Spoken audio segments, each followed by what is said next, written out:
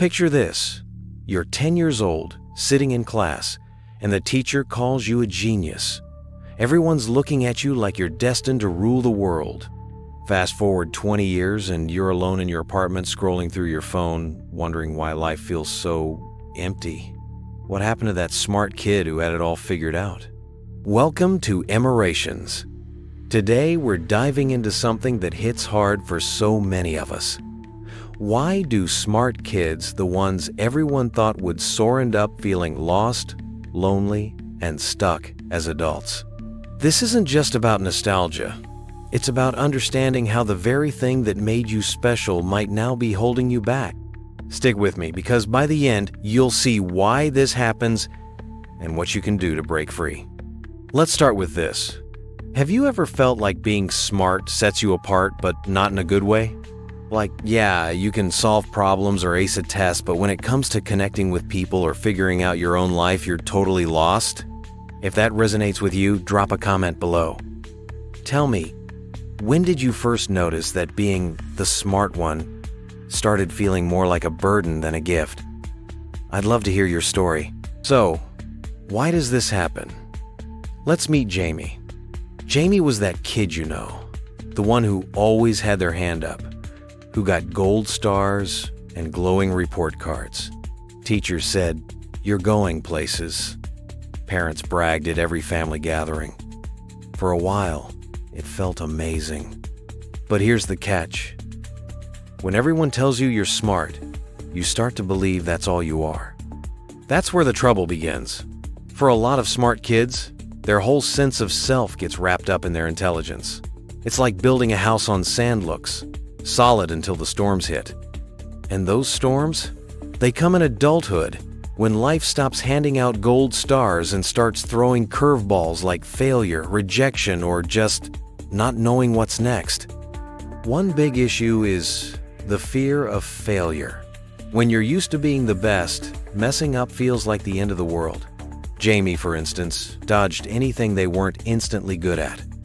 In high school, they skipped art class because they couldn't draw a straight line. In college, they avoided tough courses that might tank their GPA. Over time, that avoidance piled up, leaving Jamie with a narrow skill set and a nagging sense of what if. Then there's emotional atrophy. Smart kids often lean hard into logic-solving problems, analyzing everything. But feelings, those get pushed aside. Jamie could debate quantum physics, but froze up when a friend cried or a date asked, "How do you feel about me?" That emotional disconnect builds walls, and suddenly, loneliness creeps in. And don't get me started on defensive arrogance. Ever met someone who acts like they know it all? That was Jamie, in group projects, dismissing ideas, working alone, because admitting someone else might be right felt like admitting defeat. It's a shield, but it pushes people away. If Jamie's story is hitting close to home here, if you're just curious about what's next, stick around, because we're about to unpack how to climb out of this mess. But first, if you're vibing with this, smash that like button, hit subscribe, and turn on notifications. Let's keep this conversation going. Let's dig deeper. That fragile identity we talked about, it's like a ticking time bomb. When your worth is tied to being smart, any hiccup, a bad grade, a job rejection, a blank stare in a meeting feels like proof you're a fraud. Psychologists call this imposter syndrome, and it's brutal for former smart kids. Take Jamie again. After college, they landed a decent job, but every mistake sent them spiraling. Forgot a deadline? I'm not cut out for this. A coworker got promoted first? Maybe I'm not as smart as I thought. That fear of not measuring up kept Jamie playing it safe, which meant no risks, no growth, just stagnation. Then there's the loneliness. Smart kids often feel like outsiders growing up. Maybe their interests didn't match the crowd, or they got teased for being nerdy. Jamie spent lunch breaks with books, not buddies. As an adult, that pattern stuck. Social skills didn't come naturally, and small talk felt like a foreign language. Here's some science to back this up. Carol Dweck's research on mindsets is gold here. She found that kids praised for being smart like Jamie often develop a fixed mindset. They think their abilities are locked in, so they avoid challenges to protect that smart label. Meanwhile, kids praised forever develop a growth mindset, seeing failure as a chance to learn. Guess which group handles adulthood better?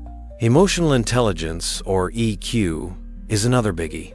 Studies like one from Yale show EQ beats IQ for building relationships and handling stress.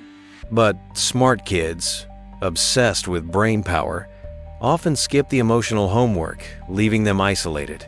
Think about Sarah, top of her class, now a software engineer.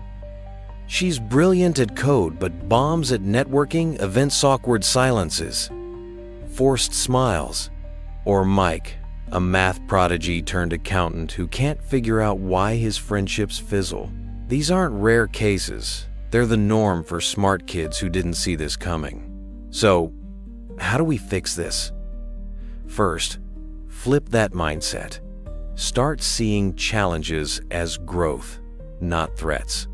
Next time you're scared to fail like bombing a presentation, tell yourself, I'm not bad at this, I'm just learning it.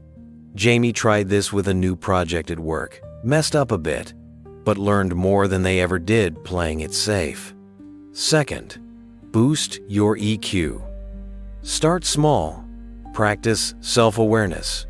Try journaling 5 minutes a day. Jot down what you felt and why. Jamie wrote, I snapped at my roommate because I felt ignored and realized it wasn't about the dishes. It's like holding a mirror to your soul. Empathy's next. When someone's upset, don't fix it, just listen. Ask, what's going on? And mean it. Jamie did this with a coworker and went from that jerk to pretty cool in a month. Finally, ditch the need to be perfect. You're more than your brain. Mess up, laugh it off, try again. It's freeing. Here's a challenge. Pick one thing you've avoided because you might fail, like public speaking or cooking, and try it this week. How'd it go? Drop your story in the comments. I'm dying to hear. Now, let's get real. If you don't tackle this, it festers. Jamie ignored it for years, stayed in a dead-end job, lost touch with friends, and watched anxiety creep up.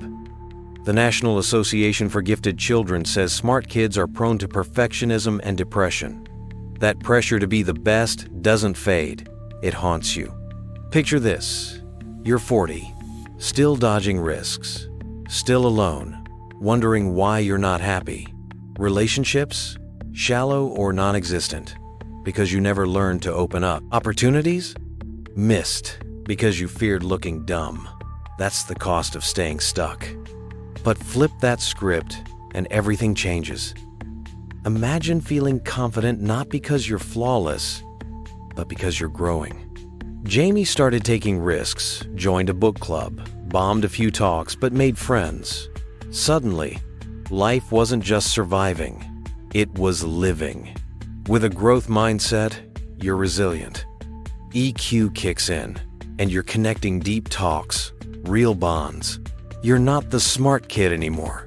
You're a whole person, worthy beyond your IQ. A Stanford study found growth mindset folks bounce back faster from setbacks, and Cambridge research says 70% of our daily choices are emotional, not rational. Master that, and you're not just surviving, you're thriving. If this is lighting a spark or hitting you right in the feel, share it with someone who gets it. Hit like, subscribe, and let's keep unpacking life's big questions together on Emorations. So, here's the deal. Being the smart kid can trap you: fear of failure, emotional walls, loneliness. But you can break out, shift to a growth mindset, build your EQ, let go of perfection. Jamie's proof it works. Try this. Next time you feel lost, take 5 minutes. Breathe deep. Write one thing you're proud of. Not a grade, just you. It's a start. Love this? Check out our take on imposter syndrome or our EQ deep dive, more tools to own your journey. Thanks for hanging out with me on Emorations. You're not alone in this, smart or not, we're all figuring it out. Drop your thoughts below, and I'll see you in the next one. Take care.